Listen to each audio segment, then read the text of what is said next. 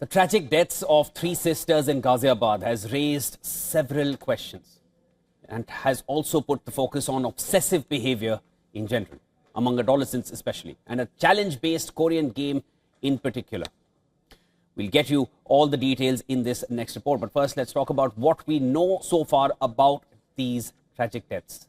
Three sisters, all adolescents, 12, 14, 16. They jumped from a window of their 9th floor flat in Ghaziabad. Their parents say they were obsessed with Korea. A look at their phones revealed more, and this is as per reports. It showed a huge collection of Korean dramas and K-dramas as they're called, and even Korean games. They wanted to move to Korea and marry Korean guys, Korean men. An alleged suicide note also suggests that they even hated the idea of marrying Indians. The reports go as far as to say that even they had assumed Korean names for themselves. They had stopped going to school some years ago, and most of their time was spent on the phone. Now, there are also other factors. They lived in a large, complicated family that was struggling under a burden of debt. In their alleged note, they complained of being disciplined harshly by their father. Now, as the news of these deaths spreads further and further, focus shifted to an online task-based game identified as the Korean love game. What is this game all about?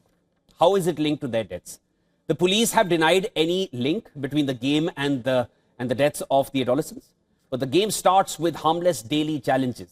And let's tell you why this game is constantly being talked about at this point. It has everyday challenges, and the tasks, they gradually become more and more intense, and they become more and more demanding. The game also encourages secrecy. That means the participants need to ensure nobody else gets to know about what they're doing and how they're interacting with this game, or whoever's on the other side of that game telling them to do different tasks on a daily basis.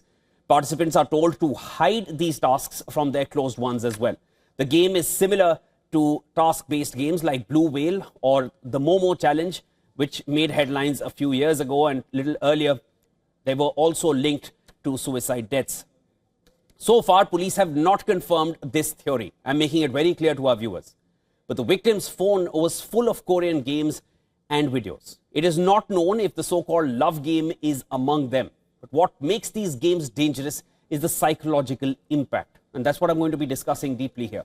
Because there are reports that are suggesting a lot of mention of K-pop, K-drama, Korean love in their suicide note. It relies on daily missions and builds on emotional dependency, as I mentioned earlier as well. And the tasks, they normalize risky behavior over time. It doesn't happen suddenly. It happens over a period of time. And the tasks become more and more risky. Most affected are those in vulnerable mental states. For an adolescent, it is the most impressionable mind. And like kids living a lonely life or seeking validation from their peers, they are the most susceptible to such tactics. Players start feeling pressured to complete the tasks and feel somebody is constantly watching over them. And this obsession to complete those tasks within a time frame, it leads to isolation from family and friends, which is also a demand of these tasks. Don't tell anyone, making them more vulnerable. Now, how do you counter this? There are many red flags that parents or friends could watch out for, and I'll be later joined by an expert to tell us more on this. But as per reports, what we understand is that you need to observe if your child or your adolescent child is using their phone too much and has suddenly withdrawn from normal life. Mood swings, you need to keep an eye for them. And secrecy about their online activity is another sign. Teens, children, they're also, if they're losing interest in school and other social activities, then this is again another telltale sign that you need to examine what is going on. They cannot be ignored under any circumstances, regardless of whether they show these signs or not. Now, there is a lot to unpack here. Why K-drama, K-pop, this addiction is being raised? Why is it being spoken in the same way along with these tragic deaths that have taken place in Ghaziabad? I'll be discussing this now, and I'm now joined on the broadcast by Dr. Bhavna Barmi, Senior Clinical and Child Psychologist, Fortis Escorts Heart Institute. Dr. Barmi, thank you so much for joining me here on the broadcast. Extremely tragic. One can only imagine what the child was going through at a time that they took this step. I just wanted to understand from you, you interact with kids more than any of us here. I wanted to understand what does the addiction stem from, and what makes a child take a step like this? What's causing this blind faith? Let's just start there. Yeah, see, it's very, very unfortunate what is happening. And especially if we see this kind of a trend in which, like here, we are seeing the Korean pop culture, the K-pops, the K-dramas, and the beauty trends deeply are psychologically attraction parameters, especially to adolescents. During these years, young minds are forming identities, psychologically seeking belonging, and handling also intense emotions. So so this kind of a thing becomes very, very immersively addictive because one, there is an emotional connection that starts happening with escapism. So a lot of these dramas or games start telling us stories or connects which attract us or somewhere help us overcome challenges. Letting teens escape from the daily stress and also sometimes they start feeling better understood. There are also psychological things called parasocial relationships. Fans form one-sided bonds with idols who seem perfect, caring, and relatable, providing some kind of a comfort like a close friend without real-life risks. So thereby a sense of psychological belonging comes. And then the children start having an identity exploration. Understood. And they start idolizing beauty and aspirations, which somewhere internally starts kind of stressing them out because that is where the line starts getting blurred between what is real and what is real. Understood. Dr. Barmi, so what I understand is that it is not something that happens over time when the child is exploring or finding himself or herself and then gets to redefine themselves and over a period of time starts to trust somebody who doesn't know them personally, doesn't fear the part that they may get judged, and then goes more and more into whatever they're being asked to do. I just now want to focus on the Korean games or the Korean culture which has come to light. It was a few years ago. It's not always been this way. There was sudden surge of Korean dramas on OTT and throughout our social media feeds, and it was really pushing for Korean culture. It actually also boosted the tourism in Korea. Now, South Korea that I'm talking about. Now, this Korean love game was tapping into youngsters' love for K-dramas and K-pop. A lot of reports are now suggesting that. Reports are also suggesting that the kids had given themselves Korean names. They were addicted to Korean culture. How do you link this to the drastic step that the kids took? Can K-love or a pull towards Korean dramas prove to be fatal?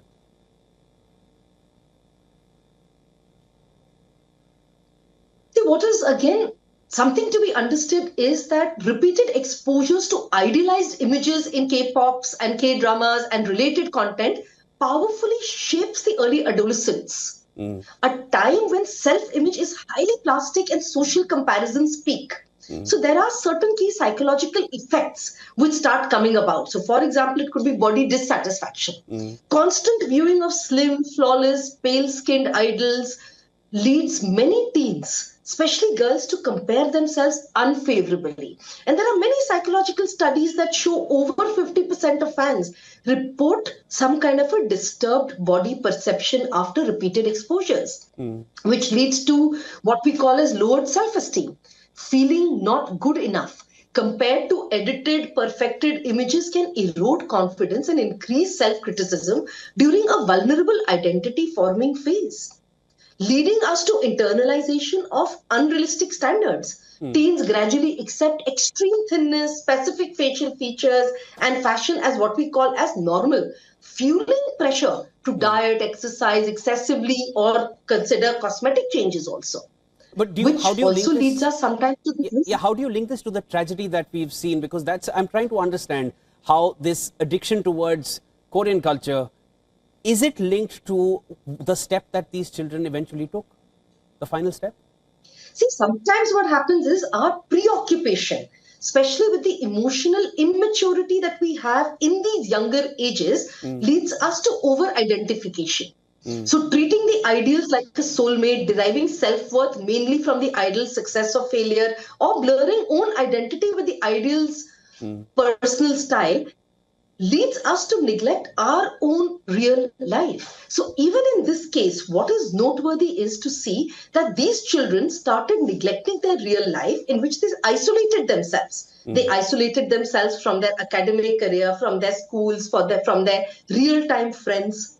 So they became involved internally with their own selves, which was also coupled with a lower self-worth. In addition to that, it was seen that there was family conflict.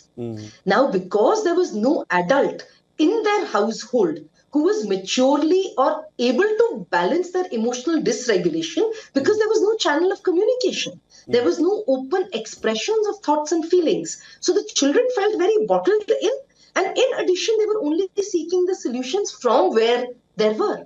And then, of course, these games lead us to risky behaviors. So there is an escalated psychological impact that keeps taking you into phase after phase of the game, thereby leading sometimes into suicidal risky behaviors also. But it is yet to see that what happened actually before we give any conclusives. But yes, all these parameters does influence suicidal tendencies and negativities.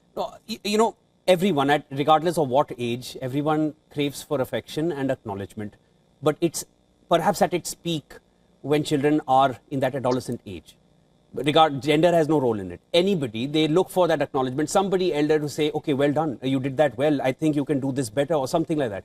But when that gets misguided and you're isolated from sane or correct advice coming from somebody who's genuinely concerned about you, you can really be sent astray. Speculating over that on what they were thinking and what they did would perhaps be unfair at this point. We'll allow investigators to go ahead and tell us what happened. But at this point, Dr. Barmi, I wanted to finally understand from you, what's the solution for parents and for children? See, I think one solution is, and the key is, that we need to identify how to create boundaries between our real life of balance and the real life that we are all leading into. In our balanced life, I think it is extremely important for us to have a good sleep-wake cycle, a good set of exercise, some kind of a hobby, some beautiful social connects along with the purpose. Whatever stage of life you're in, if you're a student, then your purpose is to fulfill the academic routine that you have, along with all these other balancing activities. Second thing is to also identify that what are some of the boundaries we can create so that I know I'm not crossing from balance to imbalance. In this, I think it is important for parents also to come in and say that, we will form the kind of bonds and the kind of family ties which open us to expression of routine life, of pleasure life, and even challenges that our children are going through. They must be able to have a non-judgmental, empathetic space where they can talk within the family. And if parents see any red flags, they should be aware of it. They should bring it to the awareness of the child and mutually discuss what are some of the problem areas or challenges that they are facing, and then come into the solutions. Come into the solutions of what can we do, not only leaving the accountability to the child, but giving them the support, because seeking help is not a weakness. So sometimes if they are not able to reach to solutions, they can definitely refer or bring the children into counseling and psychological support, which will really help. So as parents, I would say that set clear age appropriate expressions, open communication channels where your child can communicate with you, have good quality time with your children so that there is a perfect balance, and also be vigilant. You also sometimes need to be vigilant about setting clear age appropriate screen rules together. There should be fixed times, sometimes there should be screen free times. And all this can be talked openly without judgment. And very important to monitor this. And along with that, replace real joys. Encourage offline hobbies, encourage family time, encourage sports, or even safe cake content. Watch together, discuss together, see what pleasurizes and what challenges. I think it's very important that that time comes. Discuss together, as you mentioned, and communication. There is nothing that can replace that.